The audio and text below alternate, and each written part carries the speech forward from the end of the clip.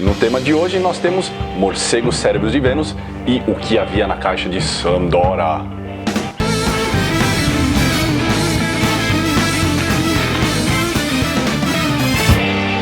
Bom, eu vou começar o vídeo do mesmo jeito que eu comecei o texto sobre morcegos cérebros lá para o site do Formiga. A gente gosta de coisa boa. Sim. E a gente gosta de coisa ruim. Sim. E quando são as duas coisas é melhor ainda. Porque isso aqui é o típico bom que também é ruim. Mais ruim do que bom, talvez. O que é legal, assim, às vezes o pessoal chega pra mim e começa a comentar que tipo de quadrinho você gosta, que tipo de filme você gosta e tal. Essa é uma pergunta muito difícil. Porque você assim, normalmente o que eu falo? Eu falo, olha, eu gosto da arte em si, gosto de cinema, gosto de quadrinho, e eu gosto de ter uma experiência de cada gênero, ter um contexto histórico e tal, tipo, é aquele negócio. Às vezes a gente fala sobre giallo, por exemplo, né, esse clássico gênero do cinema italiano. Nem todos os giallos são bons, inclusive a maioria é bem ruim, na verdade. Só que é interessante você ver todos, ver o estilo de cada diretor, ver o contexto de cada época, como esse gênero evoluiu. Então, às vezes, o nosso prazer acaba em estudando aquela arte em determinado período específico do que as obras isoladas propriamente ditas. Então, o que é legal? Assim que surgiu essa compilação, né, Morcegos Cérebros de Vênus e Outras Histórias, que é uma compilação de várias publicações aí de ficção científica desde a década de 30 até a década de 50, mais ou menos, né, que eles o marco compilam. final é o Comics Code, né? Exato. E aqui no caso da Caixa de Sandora é a mesma coisa, só que no caso pegando o gênero de terror. Então pega histórias da DC Comics, Tomb of Terror, enfim, tem várias aí publicações aí nessa compilação. E o que isso é legal? Porque é como se fosse um recorte de algumas publicações, tanto de ficção científica quanto de terror, que saíram aí nessas quase 3 décadas, e que a gente pode então pegar em um só encadernado, ler do começo ao fim e ver, que tipo de histórias estavam surgindo naquela época, alguns autores que estavam despontando, o próprio Jack Kirby está presente em alguma dessas histórias e tudo mais. Então isso é uma coisa muito legal de se ter em mãos, esse tipo de compilação, até mesmo porque são obras que é muito complicado de você caçar por aí. É um dos méritos desses dois volumes. A gente vai falar mais sobre as edições em si do que sobre as histórias que elas contêm, porque são histórias, como o Guga acabou de falar, são histórias meio pinçadas em décadas de publicação. Então não existe aqui muito uma coesão narrativa. O único tema, um é de ficção científica, o outro é de terror, e é basicamente isso. Mas acho que o grande mérito dessas edições é justamente isso, oferecer pra gente uma amostragem do que era publicado naquele período, o que por si só já é um trabalho de pesquisa complexo, porque, cara, isso aqui era material, era uma espécie de transição da literatura pulp para os quadrinhos de ficção científica e de terror. Era papel vagabundo, publicação a toque de caixa, era um bagulho assim que não era feito para durar, era um bagulho feito para entreter e descartar.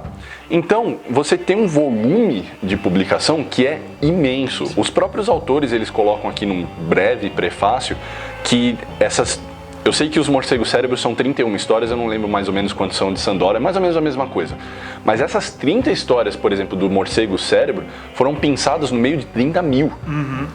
Que eles tiveram que ver quais que estavam em melhor condição para poder utilizar, quais que eram as mais interessantes no meio dessas 30 mil, porque você imagina o que você falou agora há pouco, no meio dessas 30 mil, a imensa maioria devia ser uma bagaceira. Até aqui nessa seleção tem umas coisas toscas. Você imagina que isso aqui é o melhor e já tem muita coisa tosca. E assim, tosca até nem falando por causa da época de hoje, até na época já era meio tosquinho, porque, temos que admitir. A gente tá falando de ficção científica, mas porra, a gente já tinha a referência de Júlio Verne, H.G. Wells, já existia ficção científica muito boa. A origem dessas histórias aqui, como você falou, é muito da origem das Pulp Fictions. Tanto é que todas as histórias, se não todas, quase todas, a introdução é um textão para contextualizar o cara. Por quê? Porque é uma história que você vê assim, não tem aquela característica que foi pensada no formato em quadrinho. Não, ela foi pensada numa história da cachola, os caras botaram um texto lá para introduzir, uns desenhos aí que meio que aliás, muitos desenhos são narrados. Então, Cosmic Carson pega a sua nave e voa super rápido para tal planeta. E o que tem no desenho? O Cosmic Carson na nave dele voando pro planeta. Então, uma redundância de aquela texto coisa de imagem. desenho antigo, né? Que antes do cara fazer alguma coisa, fala: Robin, eu vou jogar a minha corda no outro lado do prédio para podermos entrar pela janela. E ele joga, exatamente. Mas assim, inclusive isso se reflete em outro detalhe que o amigo espectador vai poder notar se você tiver esse volume em mãos. Praticamente não há crédito de roteiro. Sim. Sim, salvo algumas exceções, e muitas dessas exceções é porque o desenhista também era o roteirista. E isso também acontece por conta desse modelo de publicação meio largado na época.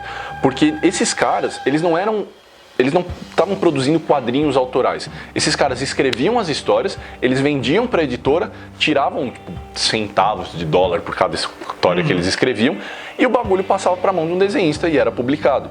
Então assim, até uma outra questão de contexto, é importante o amigo espectador entender que a maior parte, eu diria tipo 90% do valor dessas edições, porque a gente tá tirando o sarro das histórias aqui, o cara deve estar se perguntando, mas por que caralhos que eu vou ler isso? Sim. Mas é porque a maior parte do valor disso, 90%, tá na arte, gente. Esses nomes que estão aqui na frente, que vocês podem ver aqui na capa, poxa, o Steve Ditko, o Jack Kirby, é desnecessário explicar. Sim. Mas também tem uns caras que são, foda ao extremo e que acabaram meio esquecidos pela galera em geral. Tem, assim, uns caras que são os favoritos de quem já é fã de quadrinho, tipo o Hollywood, o Alex Toth, mas tem uns caras, por exemplo, o Basil Wolverton, que é um gênio, que foi o cara que revolucionou a Mad e que hoje é um nome pouquíssimo mencionado. Você tem uns outros, tipo o Fedora e o Kramer, que nem por quem é fã de quadrinhos, eles são lembrados direito. E são desenhistas fenomenais, gente. Quando você pega isso aqui, você abre, até tirar aqui. Então você pega a arte disso aqui, gente, olha isso. Lembre-se que se isso aqui já parece fenomenal para vocês, olhando dessa forma, entenda por uma questão de contexto que isso aqui era feito, como eu disse, a toque de caixa, tá? Sem tecnologia nenhuma, eram os caras sentando na prancheta, papel em branco e nanquim, e eles acertavam e desenhavam desse jeito. Não tinha conversinha, não tinha nada para aliviar esses caras. Eles tinham que entregar o bagulho rápido, bem feito, e, ainda saía isso aqui. Sim. Todos esses caras eram gênios para dizer o mínimo. A importância histórica de você ter isso em mãos é importantíssimo porque... Segura um pouquinho. Eu vou espirrar. Só porque eu falei que ia espirrar, não vou mais espirrar. Peraí, desenho animado. A importância histórica dessas histórias, das compilações, acho que é isso que faz valer uma edição dessas, né? Então, você falou a questão dos artistas. Muitos artistas tiveram início nesse tipo de publicação. Algumas das primeiras histórias desses artistas estão aqui. Não só isso, quanto, como você falou, roteiristas que não eram creditados, tem histórias aqui que não são creditadas e são muito interessantes. Então, fica aquele negócio do mistério da história, algo que se perdeu ao longo da história, o nome desses caras e tal. E você tem, pelo menos, um pedacinho do que eles contribuíram aqui. Isso é muito legal. Além do que aquele panorama histórico de você pegar essa compilação de histórias feitas mais ou menos na mesma época, com intervalos de tempo pouco significativos, onde você tem alguns temas próprios da época e como eles eram tratados. Então, medo atômico, tudo mais. Então, as descobertas científicas que estavam acontecendo na época, ou que pelo menos o público passou a ter conhecimento naquela época e como eles são tratados aqui.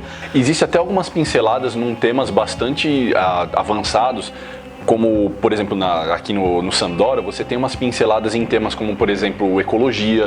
Aqui no Morcego Cérebro, você tem, eu não lembro qual a história, você tem umas pinceladas em algo mais voltado, mais relacionado ao feminismo, à figura feminina empoderada, né, como se diz hoje, que são realmente temas um pouco à frente do seu tempo, principalmente se você considerar que eram quadrinhos, como a gente já disse, feitos para serem descartados. E outra, às vezes você falou do tema ecológico, né, que está na compilação de terror.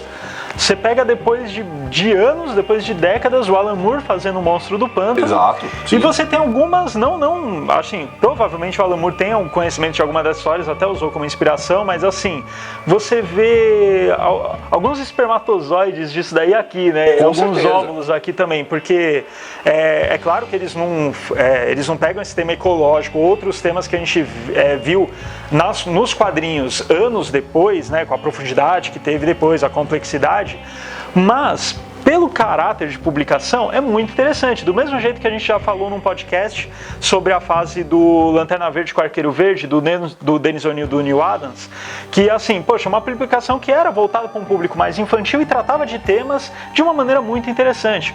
Coisa que aqui você vê esses mesmos temas sendo tratados de uma maneira ou outra. É claro que de uma maneira extremamente superficial, até mesmo pelo tamanho das histórias, que eram minúsculas, só que é muito interessante você ver isso, essa evolução dos autores. Até você percebe, você mesmo falou da questão da arte, tem muita arte de qualidade aqui, né, em termos do traço, também tem alguns traços que não são tão legais, mas você vê a evolução da própria mídia quadrinho, né? Então você vê conforme vão passando os anos, isso é até muito interessante, quando as histórias aquelas podem ser lidas na ordem que for, pois não tem uma linha cronológica nenhuma, assim, você tem a ordem das publicações pelo ano, então eu sugiro ler dessa forma, pelo ano. Pega a história mais antiga lá da década de 30, vai indo até a década de 40, década de 50, por quê? Para ver essa evolução do formato, como o pessoal começou a entender quadrinho. Então, aquela coisa que a gente estava brincando antes de ter uma descrição textual gigante, sendo redundante com a imagem, as histórias um pouco mais contemporâneas já começam a perder essa redundância, então texto se complementa com a imagem, elas dialogam, uma complementa a outra, não é aquela coisa redundante que a gente estava falando antes.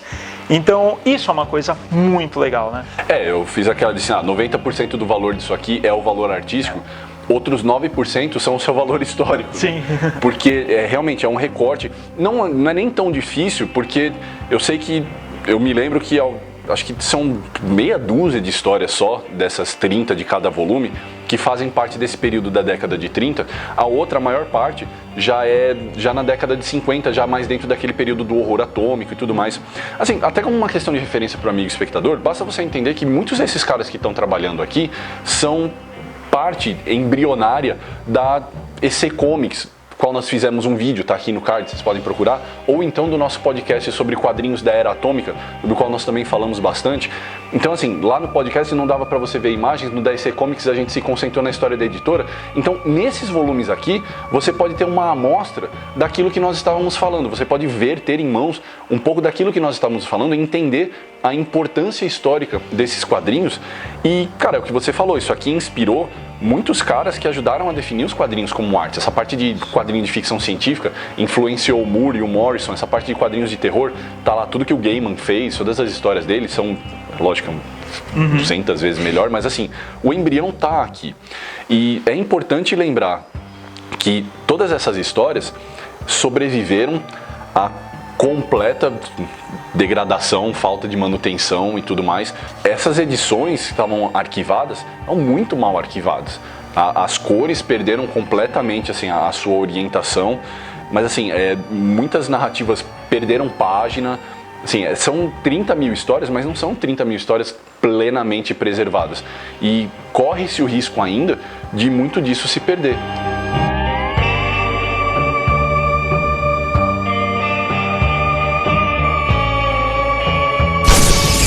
Gostou do vídeo? Deixa aí a sua curtida, escreva, dê sugestões, críticas. E se você quiser se inscrever no canal, por favor se inscreva. Clica aqui na cabeça do Gustavo, essa coisa feia, e não deixe de ativar o sininho para quando nós publicarmos um novo vídeo você receber a sua notificação. E tomara que a Terra não seja destruída por morcegos cérebros de Vênus.